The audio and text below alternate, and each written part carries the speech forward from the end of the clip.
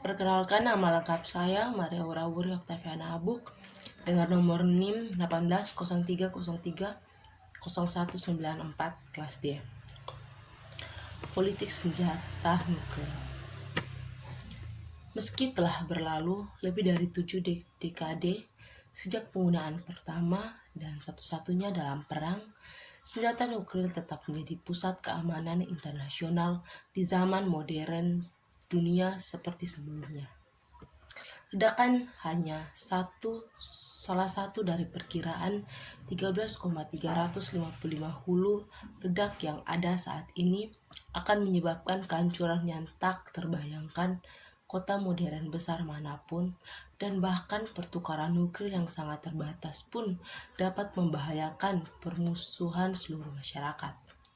Memang, beberapa ilmuwan menyarankan menggunakan senjata nuklir dapat menyebabkan musim dingin di nuklir, di mana dunia mungkin menderita tahun suhu beku karena kejatuhan radioaktif yang dilepaskan dari atmosfer, dan di mana semua bentuk kehidupan akan berjuang untuk bertahan hidup.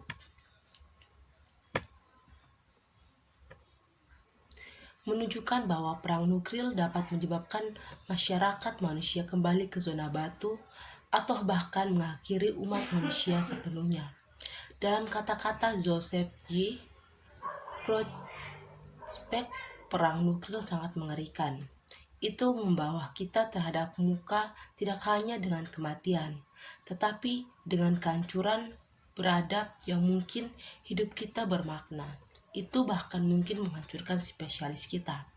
Tidak ada presiden untuk tangani itu. Senjata nuklir hadir untuk kehidupan fisik dan moral kita. Kebutuhan untuk menghindari skenario bencana ini cukup jelas untuk dilihat semua orang.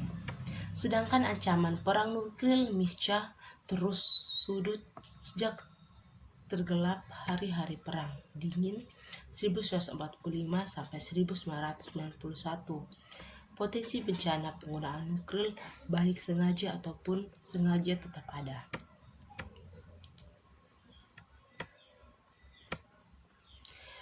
Selain 9 negara bagian yang memiliki senjata nuklir siprit, pembangkit listrik dioperasikan di 31 negara di seluruh dunia, yang karena keterkaitan dalam persyaratan teknologi dan proses yang terlibat memberikan banyak dari negara-negara ini kemampuan senjata nuklir. Hipotesis mereka memutuskan untuk menempuh jalan menuju persenjataan.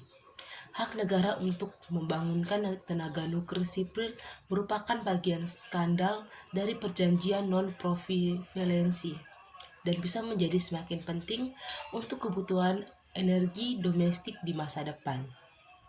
Beberapa saat akses di bahan bakar fosil menjadi lebih sulit dan penggunanya menjadi lebih bermasalah secara politik.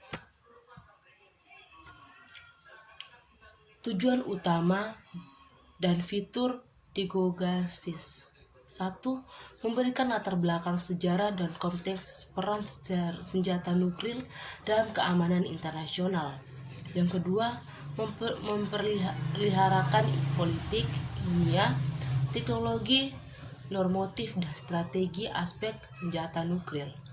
Yang ketiga, soroti kontroversi dan debat utama seputar senjata nuklir yang dihadapi pembuat kebijaksana dan analisa saat ini. Yang keempat, memberi pembaca dasar yang kuat untuk memikirkan dan pada akhirnya membahas tantangan jangka waktu yang membentuk masa depan nuklir kita. Yang kelima, menawarkan link ke informasi dan sumber lebih lanjut tentang aspek-aspek tertentu politik dan strategi nuklir. Yang keenam, menghasilkan panduan yang bisa saja berguna bagi mereka yang mulai karir demi atau profesional di bidang politik nuklir dan untuk itu membaca untuk kepentingan umum. Kemampuan nuklir menjadi senjata dalam waktu yang cukup singkat. Melihat bagaimana berpikir tentang senjata nuklir dan strategi nuklir berkembang pesat setelah 1945 memperkenalkan konsep revolusi nuklir dan menjelaskan bagaimana para perencana nuklir menerima gagasan tentang kebersamaan, penghancuran tertanggung dan pencegahan nuklir sebagai aspek sentral dari kebijakan global. Melalui kondisi selain rawan dan keterkaitan dengan strategi stabilitas, bagian 3 menjelaskan alasan untuk postur nuklir yang berbeda dan nuansa strategi penergetan dan tantangan komando nuklir dan kontrol. Terakhir, bab ini membahas pengertian tentang eksklusif dan perang nuklir yang menggambarkan 5 kasus di mana dunia tampaknya berdiri di tepi jurang bencana. Krisis Rundal, Kuba 1962, insiden Prof dan Albert Einstein pada tahun 1983 dan peluncuran roket Norwegia tahun 1995 dan 1999 yang lebih baru perang Kargil dan antara India yang bersenjata nuklir dan Pakistan. Pemikiran nuklir saat ini dari apa yang disebut status P5, yaitu negara yang diakui secara hukum memiliki senjata nuklir oleh NPT adalah dianalisis. Pertama, bab ini membahas kompleksif yang meletak pada politik. Komitmen untuk peluncuran senjata nuklir dibuat oleh 5 nuklir yang dideklarifikasi senjata nuklir diakui oleh NPT. Sebelum melihat P5 yang lebih baru, proses di mana negara-negara ini mulai menangani masalah disma nuklir sebagai akibat dari peningkatan tekanan internasional.